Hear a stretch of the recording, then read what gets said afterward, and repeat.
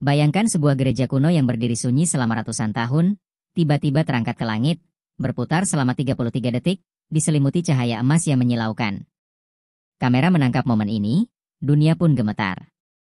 Ilmuwan tak mampu menjelaskan, pemerintah menutupinya, tapi naskah kuno telah meramalkan semuanya. Apa arti angka 33? Mengapa langit membentuk pusaran raksasa? Dan, apa yang tersembunyi di balik fenomena ini? Lonceng-lonceng kuno mulai berdentang sendiri di seluruh dunia, tanda bahwa ini bukan peristiwa tunggal, ini hanyalah awal. Apakah ini panggilan dari surga, atau peringatan dari kekuatan yang lebih gelap? Jangan lewatkan kisah penuh misteri ini, karena kebenarannya bisa mengubah dunia selamanya. Hutan itu selalu tampak seperti dunia lain ketika kabut pagi menutupi pepohonan tinggi dan suara angin memecah kesunyian. Di sanalah, jauh dari jalan setapak dan desa, sekelompok arkeolog dan seorang pendeta tua menemukan sesuatu yang tidak pernah mereka bayangkan sebelumnya. Sebuah gereja kuno berdiri megah, tersembunyi oleh waktu. Dindingnya terbuat dari batu hitam yang ditumbuhi lumut, dan salib besi yang berkarat menjulang di atas menara kecilnya. Tidak ada catatan resmi tentang bangunan ini di arsip manapun, seolah-olah gereja ini tidak pernah ada. Para penduduk desa yang mereka temui sebelumnya sudah memperingatkan agar tidak melanjutkan perjalanan. Mereka mengatakan gereja ini terkutuk, hilang dari peta selama ratusan tahun, dan setiap orang yang mencoba menemukannya akan mendatangkan bencana.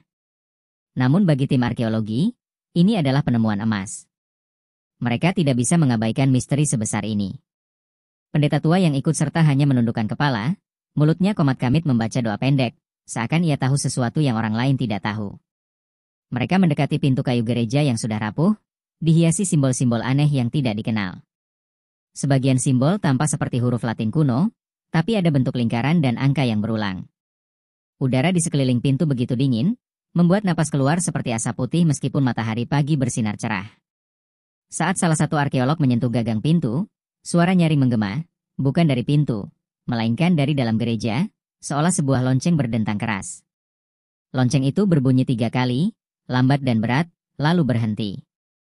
Semua saling menatap, wajah mereka dipenuhi campuran ketakutan dan rasa ingin tahu. Mereka yakin tidak ada orang di dalam, namun suara itu begitu nyata.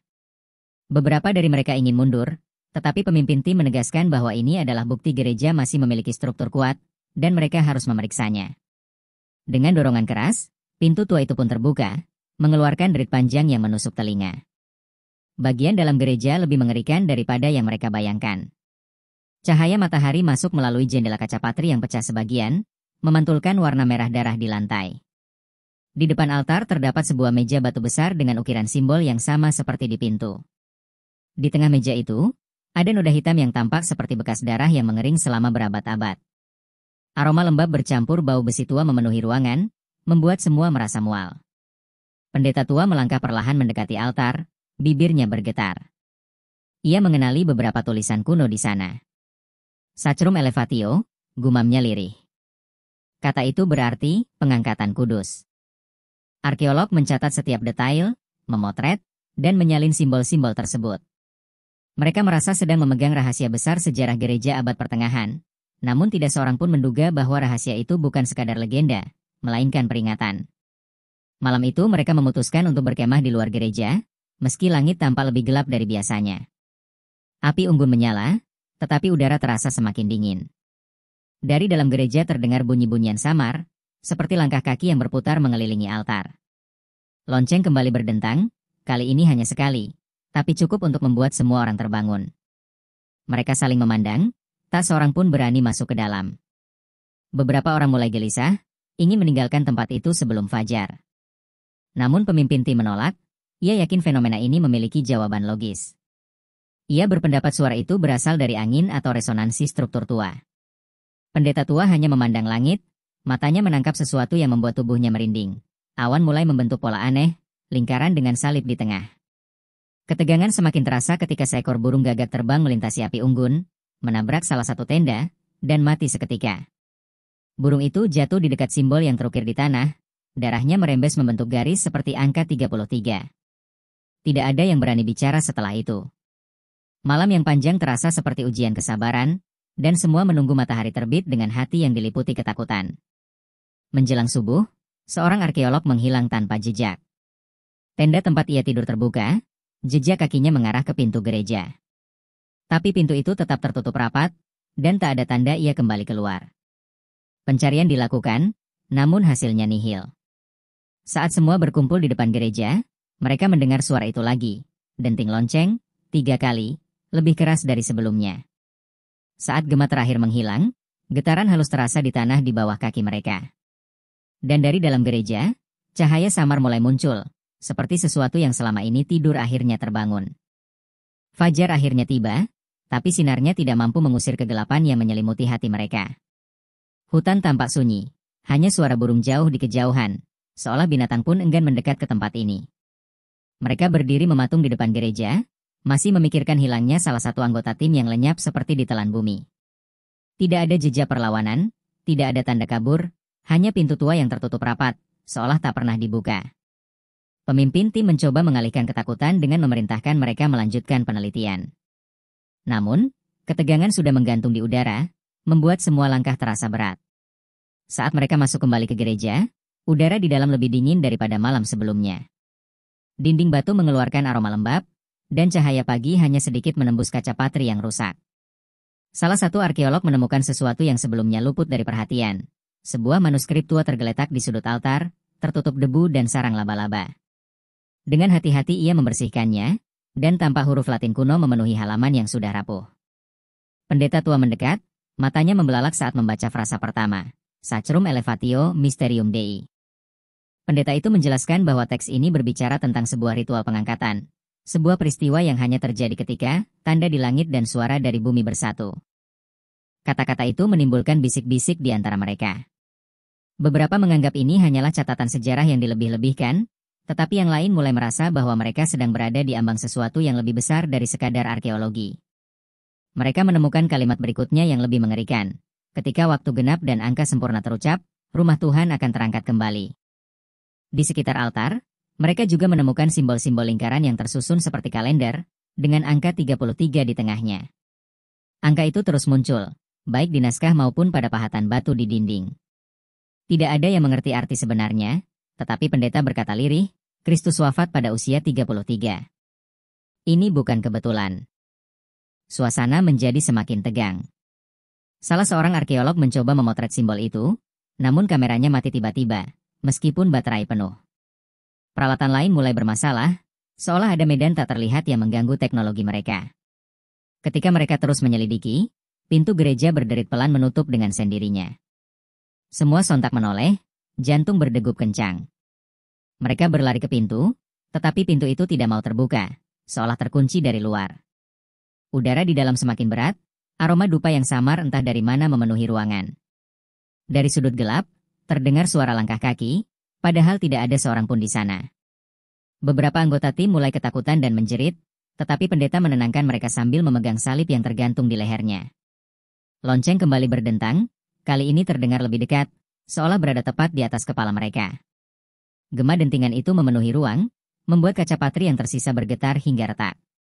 Bersamaan dengan itu, cahaya aneh keluar dari celah lantai di bawah altar, seperti napas yang menyala. Salah satu arkeolog yang penasaran mendekat, mencoba melihat sumbernya. Namun sebelum ia sempat menyentuh celah itu, cahaya semakin kuat hingga membuat mata mereka perih. Semua terpaksa mundur ke dinding, menahan teror yang merayap di tulang. Ketika cahaya mereda sedikit, mereka melihat sesuatu yang sebelumnya tidak ada. Sebuah lingkaran merah membara muncul di tengah lantai, seakan terbakar dari dalam. Lingkaran itu berisi simbol yang sama seperti di manuskrip, dan perlahan berputar seolah memiliki kehendak sendiri. Tidak ada yang berani mendekat lagi. Pendeta mendekatkan naskah ke cahaya lingkaran, dan simbol di halaman itu ikut bersinar merah. Ia membaca lantang salah satu baris, dan tiba-tiba suara dentingan lonceng berhenti. Keheningan yang tersisa justru lebih menakutkan daripada suara sebelumnya. Di luar, langit mendadak berubah warna. Awan hitam pekat menggantung, membentuk pola lingkaran raksasa yang mengelilingi area gereja. Angin berhembus kencang, menerbangkan dedaunan dan mengguncang pepohonan. Dari jauh terdengar suara gemuruh, meski tidak ada tanda badai. Pendeta menatap langit dan wajahnya pucat pasi. Ia tahu bahwa tanda yang disebutkan dalam manuskrip sedang terjadi di depan matanya. Ia membisikkan kata-kata yang membuat bulu kuduk berdiri. Pengangkatan itu akan dimulai.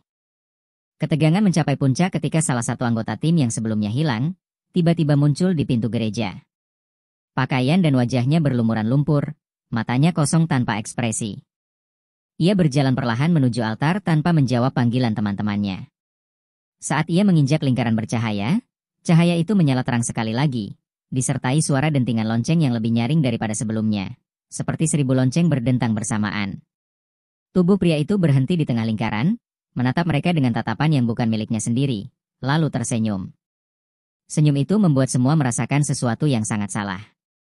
Di detik itu, bumi bergetar keras, lebih kuat dari sebelumnya. Retakan muncul di lantai, dinding gereja berguncang hebat, dan dari atas menara lonceng, kilatan cahaya melesat ke langit seperti petir.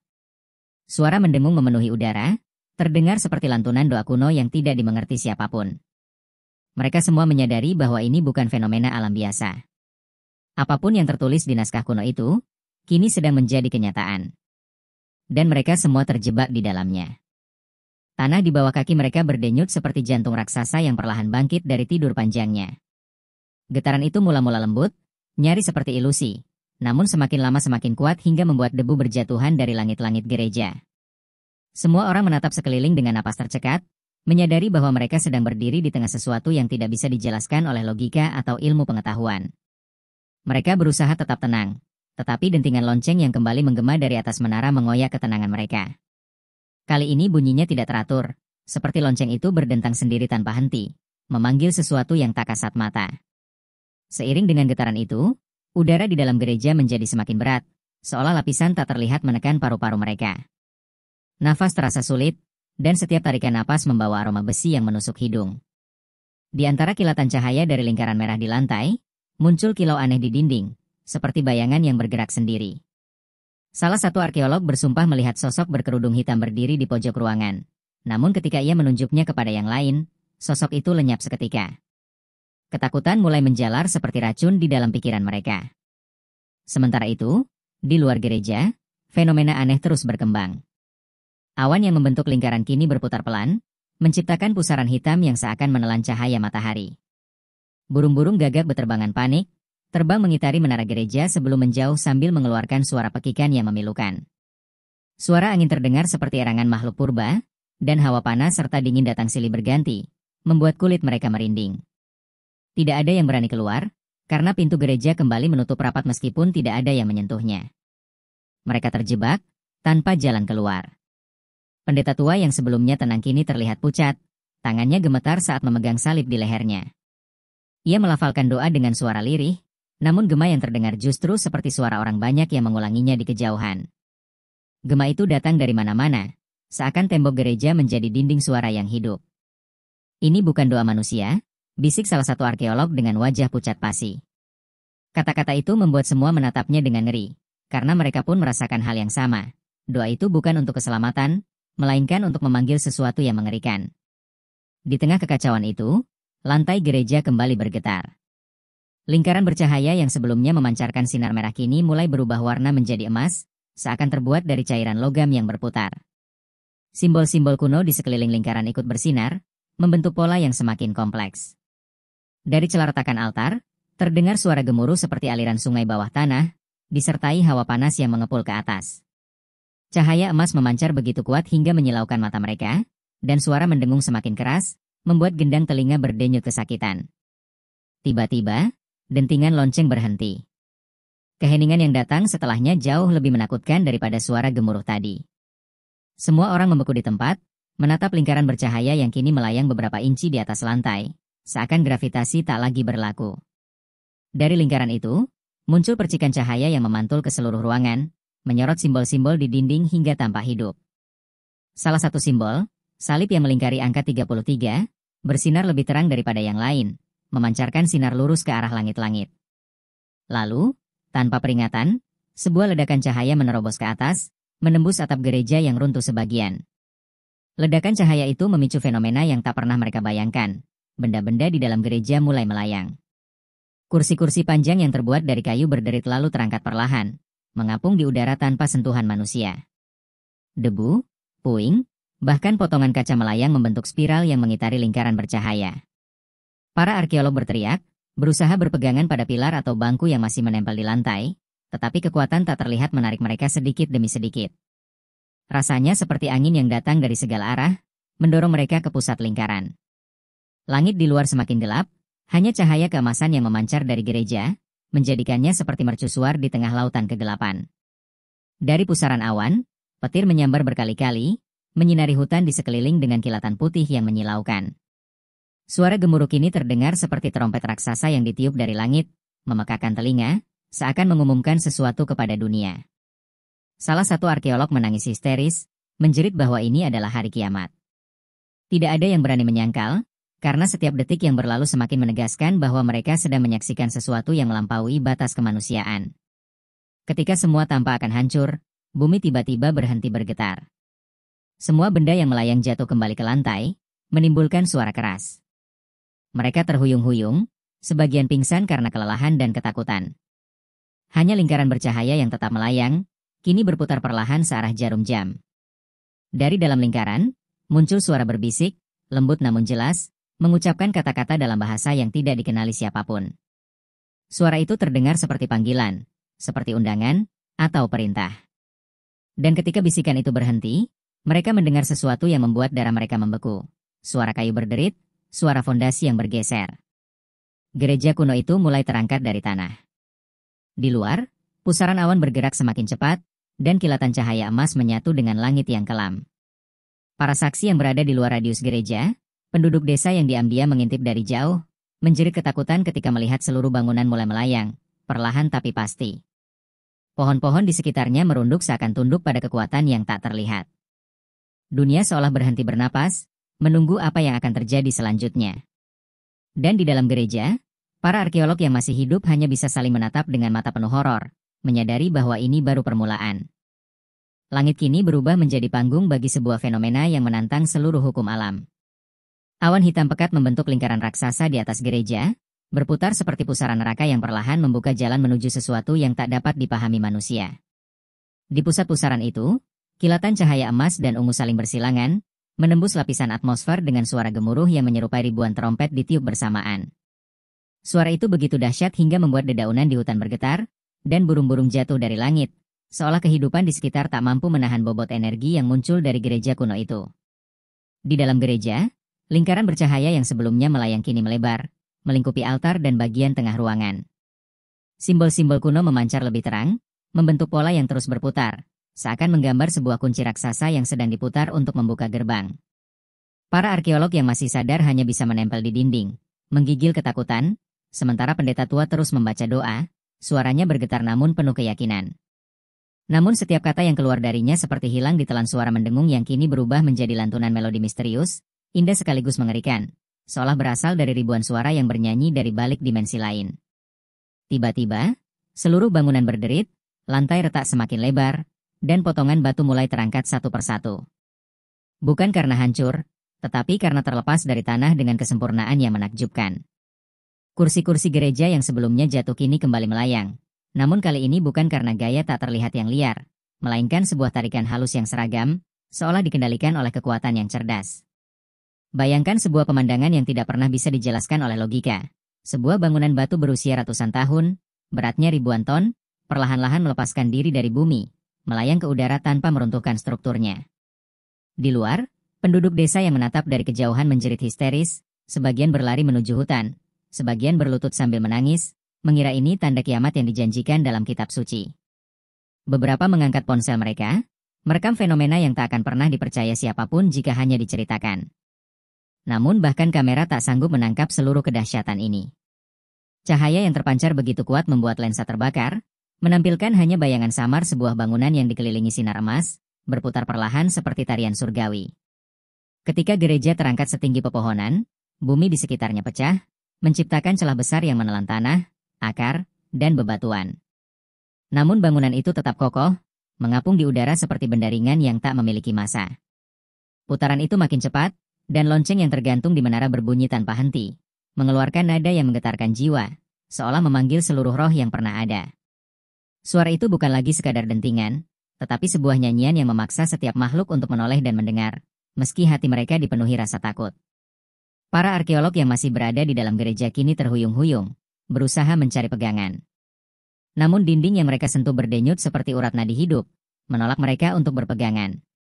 Mereka merasakan sensasi aneh seolah ruangan itu sendiri bernapas, seolah gereja bukan sekadar bangunan, melainkan makhluk yang bangkit dari tidur panjangnya. Pendeta tua berteriak, memerintahkan semua untuk berdoa. Suaranya kalah oleh suara gemuruh yang memekakan telinga. Sebuah teriakan putus asa pecah ketika salah satu arkeolog tersedot ke tengah lingkaran bercahaya dan lenyap dalam sekejap, tanpa darah, tanpa tubuh, hanya sinar emas yang membungkusnya sebelum hilang. Di udara, kilatan petir mengitari gereja seperti mahkota cahaya, dan setiap kilatan diiringi ledakan suara yang membuat hutan bergetar. Hewan-hewan berlari kocar-kacir, dan sungai kecil yang mengalir tak jauh dari sana mendidih seketika, mengeluarkan uap yang tebal. Bumi tampak tak mampu menahan kekuatan ini, dan entah dari mana, suara serupa teriakan ribuan orang bergema di langit, bercampur dengan suara lonceng, menciptakan harmoni yang tak seorang pun mampu tahan mendengarnya tanpa menutup telinga dan berlutut dalam ketakutan. Saat gereja mencapai ketinggian menara kota, semua benda di sekitarnya terhisap ke udara, berputar mengelilinginya seperti satelit kecil. Potongan batu, pohon, bahkan tanah ikut melayang, seakan gravitasi di area itu sudah tak berlaku. Wajah para saksi penuh dengan air mata, bukan karena keindahan, tetapi karena rasa takut yang menusuk hingga ke tulang. Sebagian berteriak memohon ampun, sebagian kehilangan akal dan berlari tanpa arah. Namun tidak ada tempat yang aman, karena cahaya emas itu kini memancar jauh ke langit, terlihat hingga ke kota besar yang berjarak puluhan kilometer.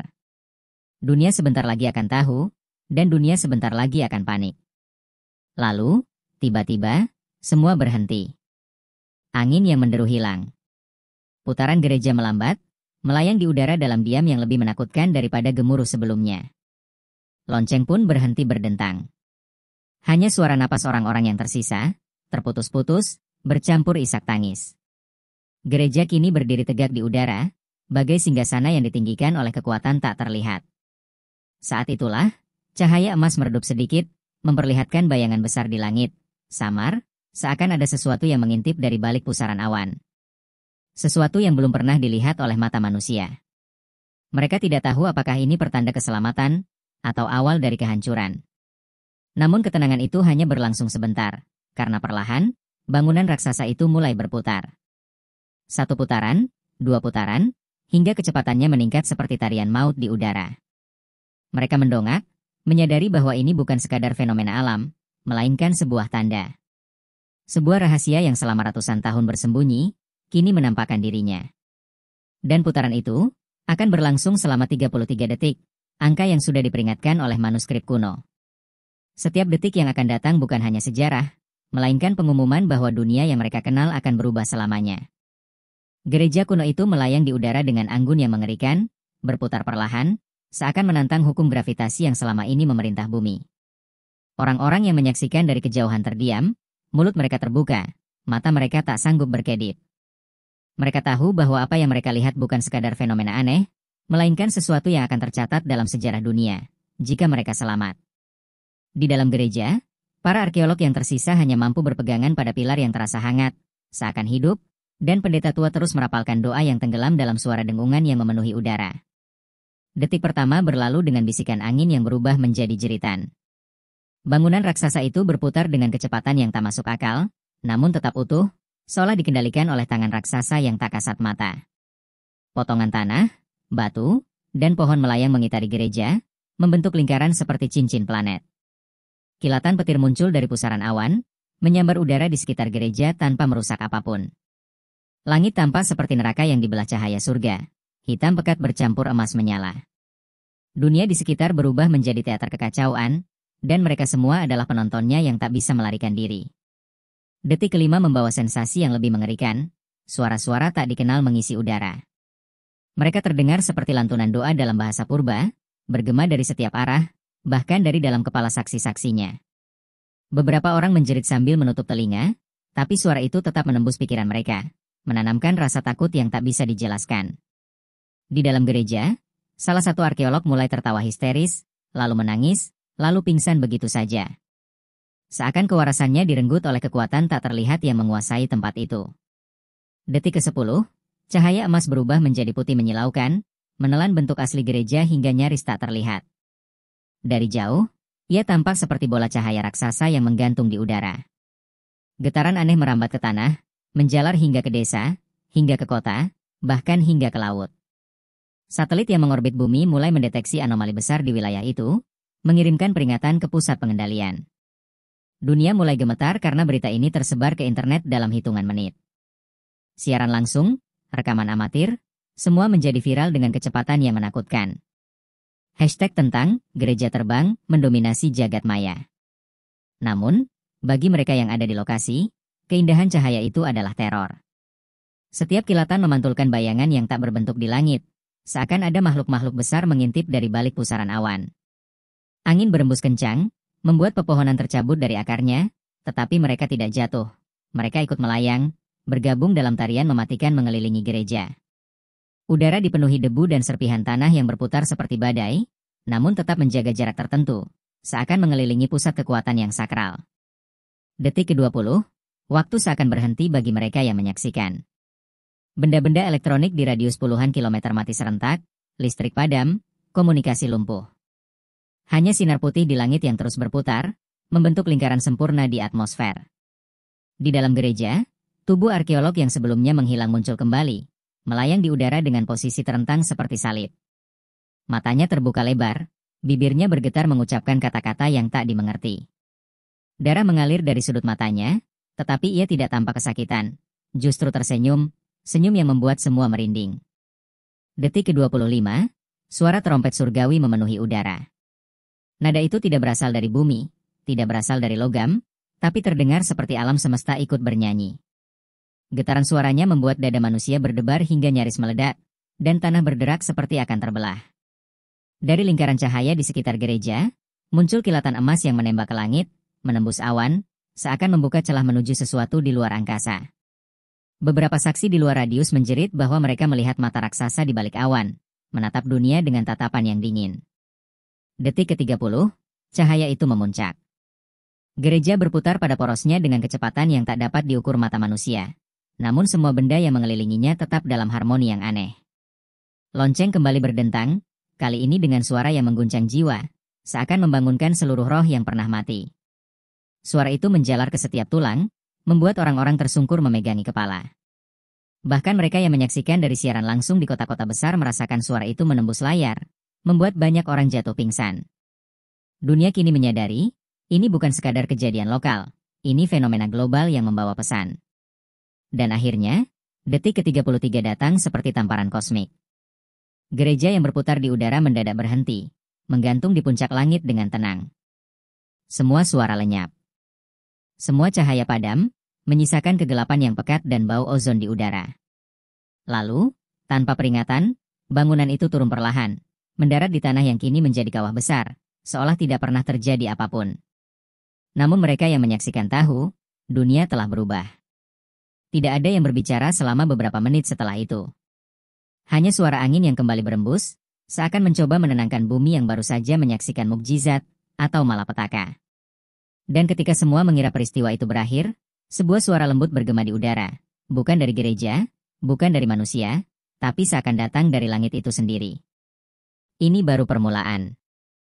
Kata-kata itu hanya terdengar beberapa detik, namun cukup untuk menggetarkan dunia. Mereka yang mendengarnya tahu bahwa apapun yang akan datang selanjutnya, tidak akan bisa dihentikan oleh manusia. Ketika gereja perlahan kembali menjejak tanah, dunia tidak pernah lagi sama.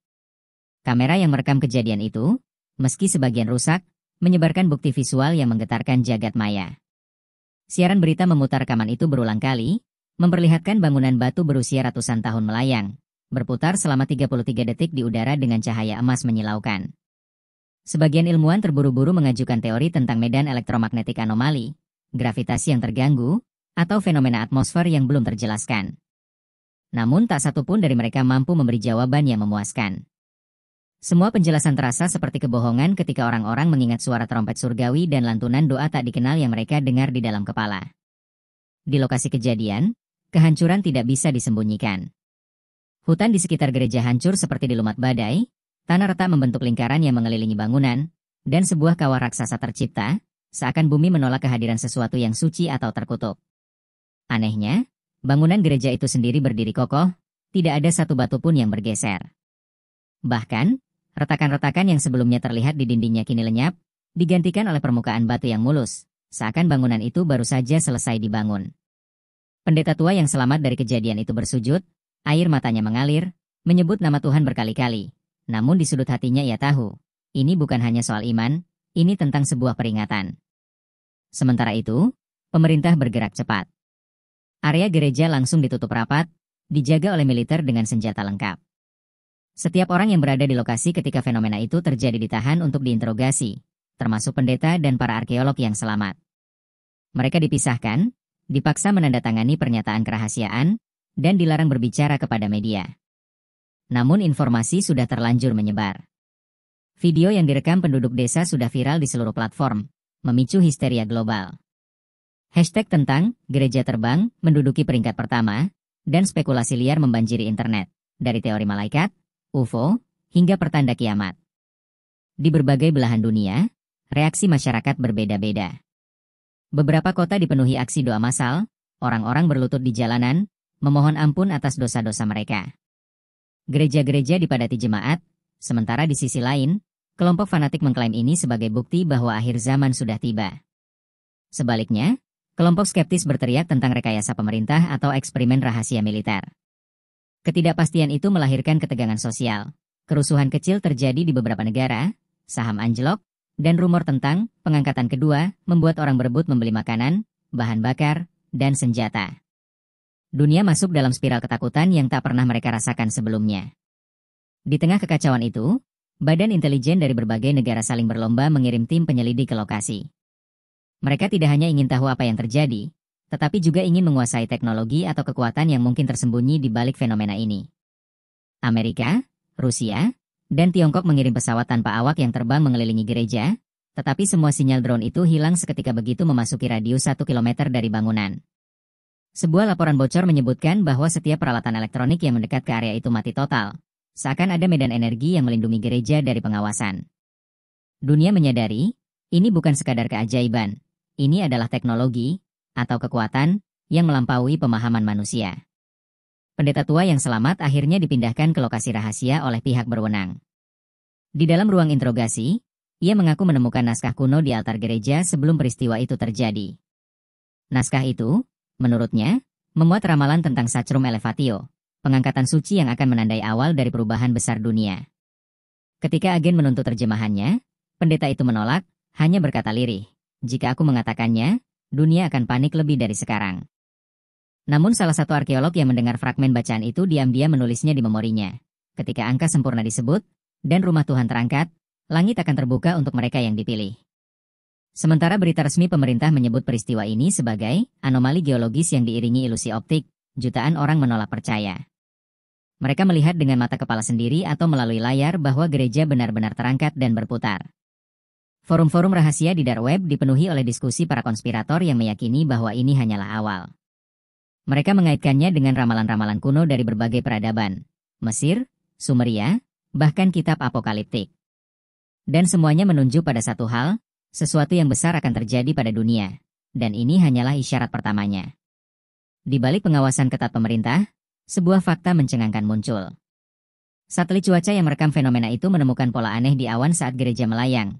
Lingkaran sempurna dengan tanda salib di tengah, terlihat jelas dari luar angkasa. Pola itu bertahan selama 33 detik, sama seperti durasi gereja berputar di udara. Pola ini tidak bisa dijelaskan oleh sains, namun muncul di semua citra satelit internasional, membuat badan antariksa dunia terpaku dalam kebisuan. Semua bertanya-tanya, jika ini adalah pesan, kepada siapa pesan itu ditujukan? Namun sebelum dunia menemukan jawabannya, tanda kedua mulai muncul. Di kota besar yang berjarak ratusan kilometer dari lokasi, sebuah lonceng kuno yang sudah berkarat dan tak pernah berbunyi selama ratusan tahun tiba-tiba berdentang 3 kali, tanpa ada yang menyentuhnya. Kamera pengawas merekam kejadian itu, dan video tersebut bocor, memicu ketakutan baru. Orang-orang mulai percaya bahwa fenomena ini bukan peristiwa tunggal. Ini adalah awal dari rangkaian peristiwa yang akan mengubah wajah dunia.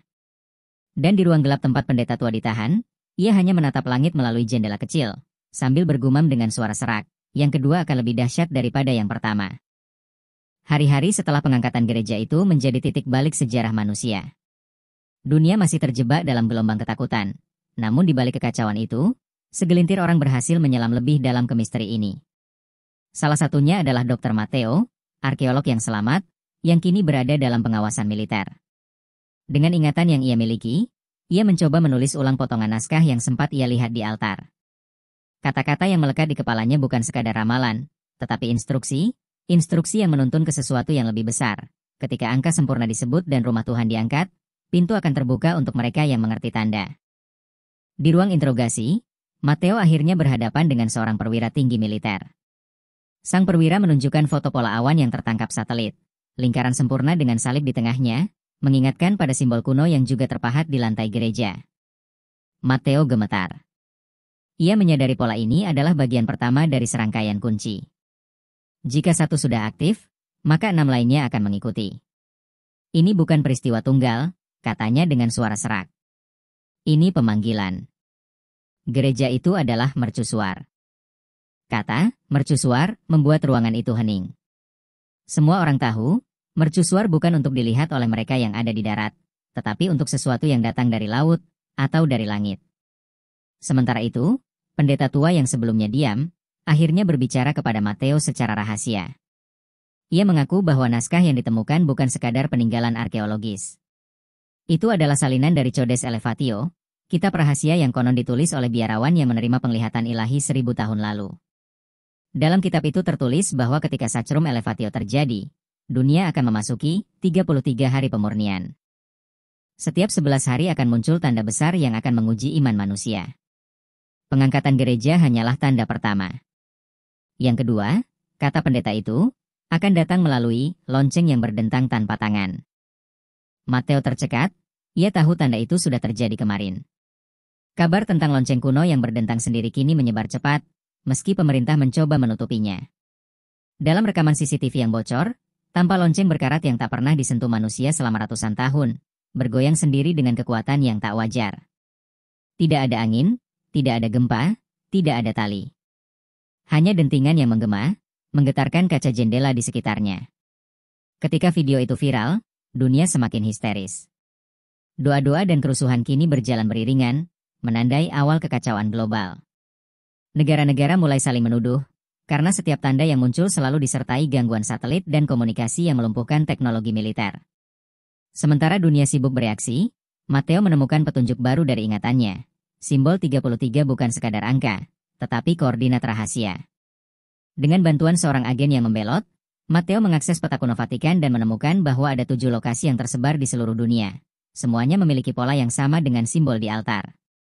Ketujuh lokasi itu, jika dihubungkan, membentuk lingkaran raksasa mengelilingi bumi, seperti jaringan suci yang terpendam selama ribuan tahun. Ia sadar, pengangkatan gereja hanyalah kunci pertama yang memicu reaksi berantai di seluruh planet. Di malam yang sama, pendeta tua menatap Matteo dengan mata basah, lalu berbisik lirih, ini bukan hanya soal gereja atau keimanan. Ini adalah pesan untuk mereka yang mengira dunia ini milik mereka. Matteo terdiam, mencoba mencerna maksud kata-kata itu, hingga suara dentingan halus terdengar dari kejauhan. Bukan satu, bukan dua, tapi ribuan lonceng di seluruh dunia berdentang bersamaan. Getaran halus merambat melalui tanah, dan sinyal komunikasi kembali mati. Matteo tahu, tanda ketiga telah tiba. Apa yang akan terjadi setelah ini? Tidak seorang pun tahu. Dari ketinggian satelit, fenomena lain tertangkap kamera, 6 pusaran awan baru terbentuk di berbagai belahan bumi, masing-masing dengan cahaya yang bersinar dari pusatnya. Jika fenomena pertama membuat dunia panik, 6 yang berikutnya akan melumpuhkannya sepenuhnya. Matteo memandang layar monitor dengan wajah pucat, sadar bahwa waktu untuk bersiap hampir habis. Dan di sudut ruang gelap, pendeta tua menutup matanya, menggumamkan doa terakhir. Mereka telah membuka pintu. Apa yang menunggu di baliknya bukan untuk dunia ini. Langit malam itu dipenuhi cahaya yang tidak berasal dari bintang. Dunia mengira mereka sudah siap menghadapi kiamat, namun apa yang turun dari balik awan bukan kehancuran, melainkan sesuatu yang ingin mengambil kembali apa yang pernah menjadi miliknya. Gereja kuno hanyalah pengumuman kecil. Dan manusia, dengan segala kesombongannya, baru saja mengetuk pintu yang seharusnya tidak pernah disentuh. Dalam 7 bab yang mengguncang jiwa ini, kita menyaksikan sebuah gereja kuno yang selama ratusan tahun terbenam dalam kesunyian, tiba-tiba bangkit menantang hukum alam, terangkat ke langit, berputar selama 33 detik dalam cahaya yang membutakan dunia. Fenomena ini memicu teror global, mengguncang iman, melumpuhkan teknologi, dan membuka tabir ramalan kuno tentang Sacrum Elevatio, pengangkatan suci yang menjadi awal dari rangkaian tanda pemurnian. Dari doa yang berubah menjadi nyanyian gaib, lonceng yang berdentang tanpa tangan, hingga pusaran awan yang menyala di 7 penjuru bumi, semua mengarah pada satu kesimpulan yang tak terbantahkan. Ini bukan kebetulan, bukan ilusi, tetapi panggilan kosmik. Dan manusia, dengan segala kesombongannya, baru saja membuka pintu menuju sesuatu yang tidak pernah mereka mengerti. Sesuatu yang kini sedang datang.